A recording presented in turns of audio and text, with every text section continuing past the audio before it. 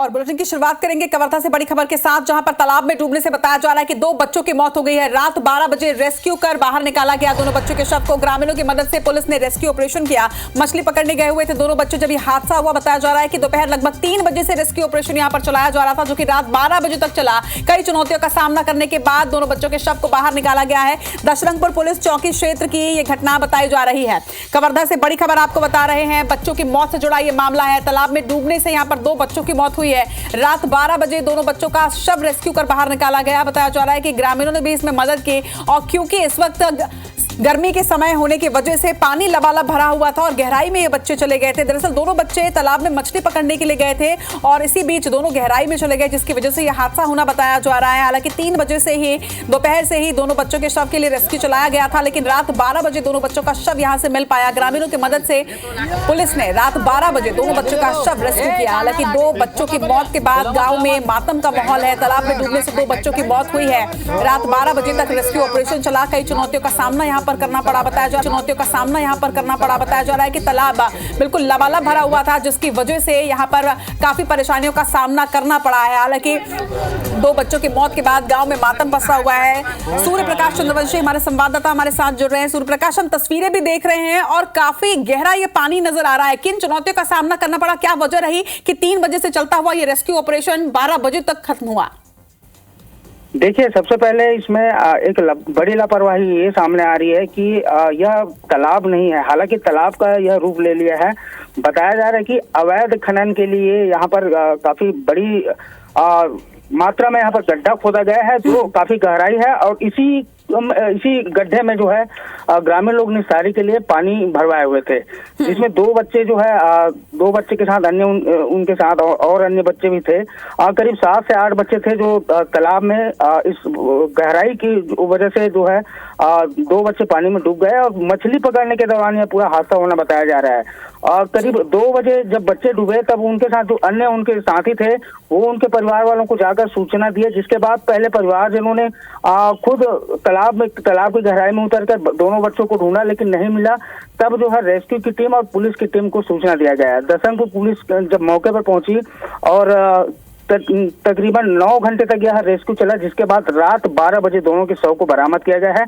फिलहाल गांव में पूरी तरीके से मातम पसरा हुआ है, लेकिन बड़ी लापरवाही कहा जा सकता है। यह पूरी तरीके से जांच का विषय है कि आखिरकार अवैध उत्खनन के लिए यहाँ पर गड्ढा किसने खोदा, ये जांच का विषय है। और जांच के बाद कहीं ना कहीं उस पर कार्रवाई करने की भी आवश्यकता है, क्योंकि गाँव में इतनी बड़ी जगह पर गड्ढा किसने खोदा और गड्ढा खोदा गया तो फिर उसमें पानी क्यों भरवाया गया, यह बड़ा सवाल है। जी, चलिए खबर पर नजर बनाकर रखिएगा सूर्य प्रकाश। फिलहाल तमाम जानकारी के लिए आपका बहुत बहुत शुक्रिया। तो देखिए, जो जानकारी सामने आ रही है, जो हमारे संवाददाता सूर्य प्रकाश जी बता रहे थे कि अवैध रूप से इस तालाब का निर्माण किया गया था, इसमें पानी भरवाया गया था, जहां हादसा हुआ है और हादसे में 2 बच्चों की यहां पर मौत हो गई। हालांकि जांच का विषय है कि अवैध उत्खनन किसने करवाया था। यहां से देखना होगा कि इस पर पुलिस क्या कुछ एक्शन लेती है। इधर बिलासपुर से आपको बड़ी खबर बता दें, जहां पर शहर में पीलिया का प्रकोप देखने को मिला। दरअसल तारबहार डीपूपारा क्षेत्र में पीलिया फैला है। 15 से ज्यादा लोग यहां पर पीलिया से पीड़ित मिले हैं। 9 मरीज अस्पताल में इस वक्त भर्ती हैं। वहीं आपको ये भी बता दें कि स्वास्थ्य विभाग ने प्रभावित क्षेत्र में कैंप भी लगवाया है। स्वास्थ्य कैंप लगाकर डोर टू डोर सर्वे किया जा रहा है, पानी का सैंपल लिया जा रहा है। लेकिन बड़ी बात यह कि अक्सर गर्मी के मौसम में कभी डायरिया तो कभी पीलिया का प्रकोप बिलासपुर क्षेत्र में देखा जाता है और आनन फानन में फिर स्वास्थ्य विभाग की नींद यहां पर खुलती है। पीलिया का प्रकोप यहां पर देखा गया है। 15 से ज्यादा लोग पीड़ित बताए जा रहे हैं। 9 मरीजों को अस्पताल में भर्ती कराया गया है। स्वास्थ्य विभाग हालांकि प्रभावित क्षेत्र में पहुंच रहा है, डोर टू डोर सर्वे किया जा रहा है, पानी का सैंपल भी लिया जा रहा है। तो नगर निगम की भी कहीं ना कहीं लापरवाही यहां पर देखने को मिली है। पीलिया का प्रकोप जिसकी वजह से 9 लोग इस वक्त अस्पताल में भर्ती हैं। अगर आप भी बिलासपुर क्षेत्र के हैं तो ये खबर खासतौर पर आपके लिए, आपकी सेहत से जुड़ी हुई, क्योंकि बिलासपुर क्षेत्र में लगातार पीलिया का प्रकोप देखा जा रहा है। लगातार मरीज इसके कहर में आ रहे हैं। शहर में पीलिया का प्रकोप है, जिसकी वजह से 15 से ज्यादा लोग पीड़ित बताए जा रहे हैं। वहीं 9 लोगों का इलाज इस वक्त अस्पताल में जारी है।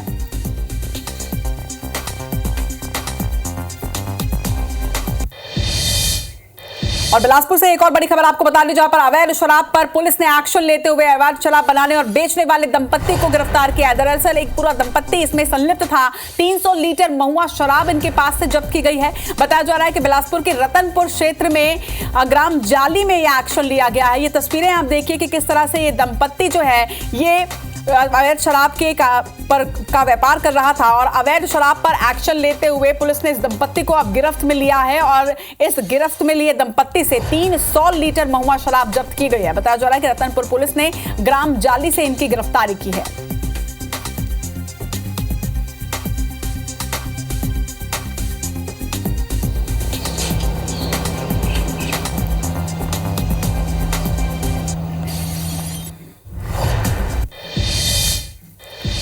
मध्य प्रदेश के बहुचर्चित आबकारी घोटाले में जेल में बंद आरोपी अनवर ढेबर, अरविंद सिंह और एपी त्रिपाठी के रिमांड खत्म होने पर विशेष कोर्ट में पेश किया गया, जहां पर कोर्ट ने 14 दिनों की न्यायिक रिमांड को बढ़ाया है और तीनों आरोपियों को जेल भेज दिया है। इस दौरान आरोपी अनवर ढेबर के वकील ने जमानत आवेदन कोर्ट में प्रस्तुत किया, जिसे कोर्ट ने स्वीकार करते हुए अब 4 तारीख को यानी 4 मई को सुनवाई की तारीख तय की है। वहीं इसी मामले के एक और आरोपी त्रिलोक सिंह ढिल्लन उर्फ पप्पू ढिल्लन को ईओडब्ल्यू ने पुलिस रिमांड खत्म होने पर कोर्ट में पेश किया और दोबारा 6 दिन की पुलिस रिमांड लेने का आवेदन लगाया था। विशेष न्यायाधीश ने पुलिस रिमांड को बढ़ाया है और 8 मई तक के आरोपी को ईओडब्ल्यू को सौंप दिया है। बताया जा रहा है कि पिछले दिनों ईओडब्ल्यू महादेव घोटाले और आबकारी घोटाले में जेल में बंद सभी आरोपियों को रिमांड पर लेकर लगातार पूछताछ कर रही है और यह भी जानकारी सामने आ रही है, अगर सूत्रों की माने तो आने वाले दिनों में दोनों ही मामलों में कई बड़ी गिरफ्तारियां भी प्रदेश में हो सकती हैं।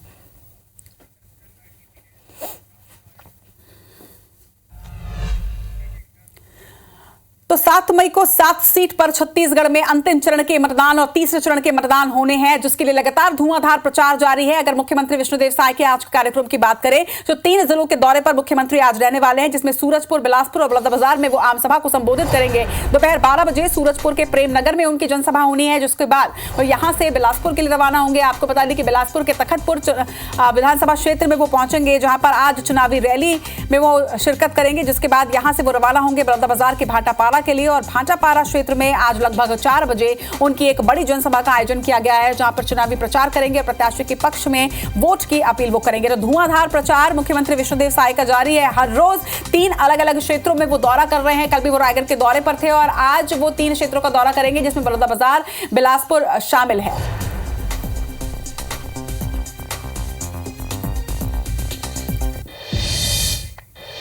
तो तीसरे चरण के मतदान के लिए अब गिन के कुछ ही दिनों का वक्त बाकी है और ऐसे में प्रदेश के मुख्यमंत्री विष्णुदेव साय लगातार अलग अलग जिलों में जनसभा को संबोधित कर रहे हैं। मुख्यमंत्री विष्णुदेव साय सरगुजा संभाग के बलरामपुर जिला पहुंचे, जहां उन्होंने कांग्रेस पर जमकर निशाना भी साधा और कहा कि कांग्रेस के पास कोई मुद्दा नहीं है। सीएम ने बीजेपी प्रत्याशी चिंतामणि महाराज के लिए यहां पर प्रचार किया।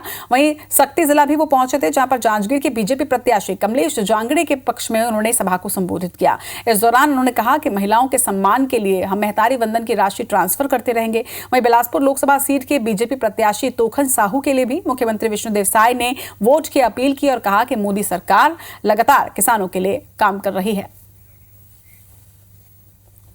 भारी संख्या में मतदाता और कार्यकर्ता यहाँ पर आए हैं और भारी उत्साह है सब में और सबका आशीर्वाद आने वाले 7 मई को आदरणीय मोदी जी को, भारतीय जनता पार्टी को और यहाँ के हमारे जो प्रत्याशी हैं श्री चिंतामणि महाराज जी को मिलने वाला है। कांग्रेस मुद्दा विहीन हो गई है, उनको अपनी हार स्पष्ट दिख रही है, इसलिए जनता को भरमाने का ये लोग प्रयास कर रहे हैं और ये गलतफहमी पैदा कर रहे हैं कि मोदी जी इस बार प्रधानमंत्री बनेंगे तो संविधान खत्म हो जाएगा, आरक्षण खत्म हो जाएगा।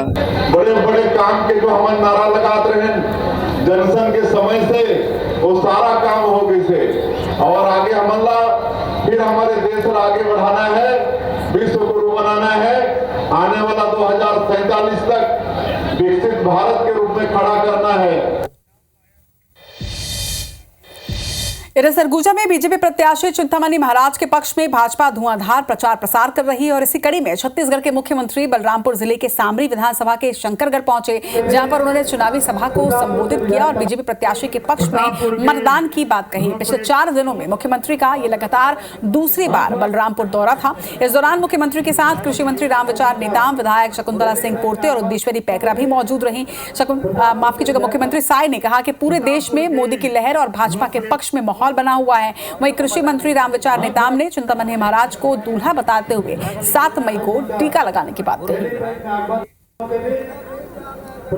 भारी संख्या में मतदाता और कार्यकर्ता यहाँ पर आए हैं और भारी उत्साह है सब में और सबका आशीर्वाद आने वाले 7 मई को आदरणीय मोदी जी को, भारतीय जनता पार्टी को और यहाँ के हमारे जो प्रत्याशी हैं श्री चिंतामणि महाराज जी को मिलने वाला है।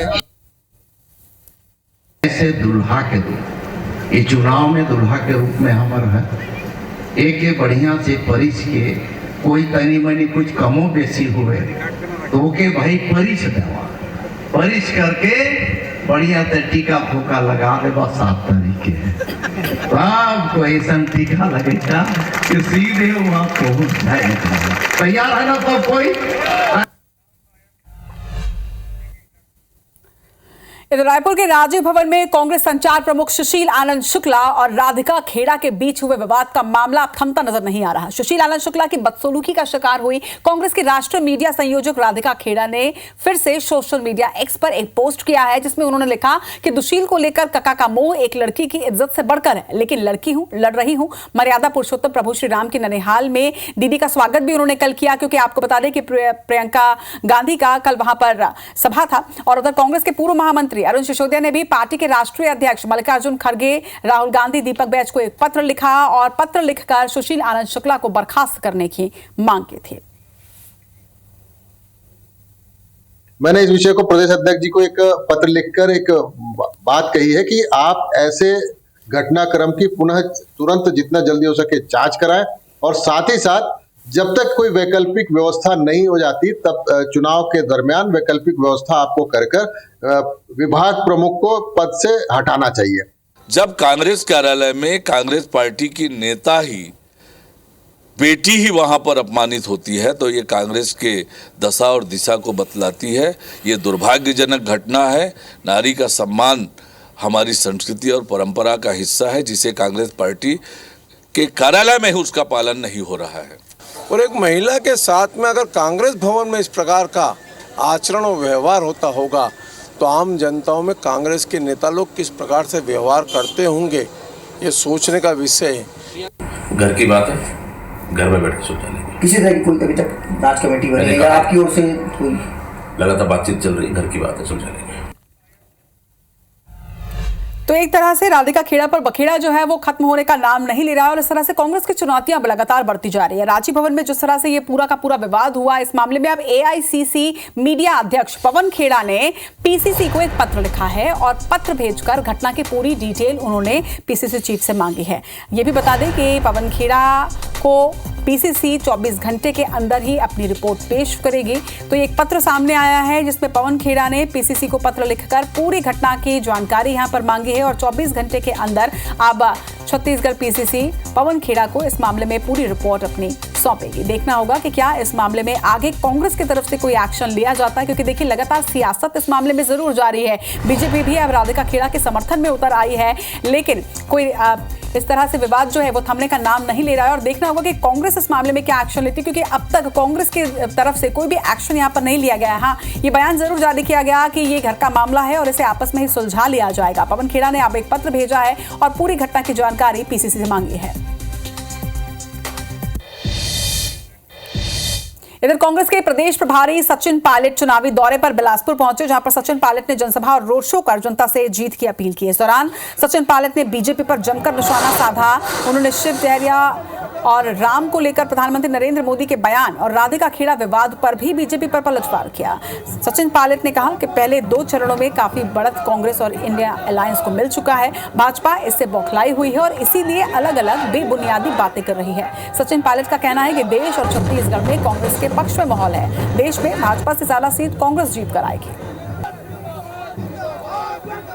मुझे लगता है कि भाजपा जानबूझ के मुद्दों को डाइवर्ट करना चाहती है, जज्बाती मुद्दे, धार्मिक मुद्दे, लेकिन खाद, बीज, तेल, नौजवान, रोजगार, बेरोजगारी, निवेश, सड़क सुविधाएं, चिकित्सा, शिक्षा, इस पर चर्चा होनी चाहिए।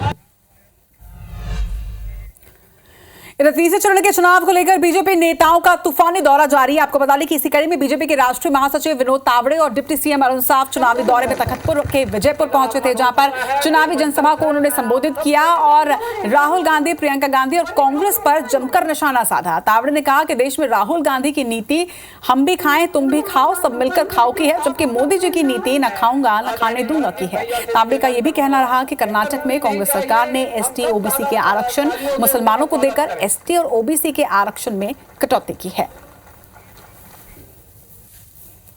11 की 11 सीटें छत्तीसगढ़ से भारतीय जनता पार्टी की भारी वोटों से जीतेगी और छत्तीसगढ़ की जनता मोदी के गारंटी पर भरोसा रखकर कमल का बटन दबाया है और दबाएगी। 2200 करोड़ का चंदा ये कांग्रेस को कहां से मिला, ये प्रियंका जी पहले बताएं।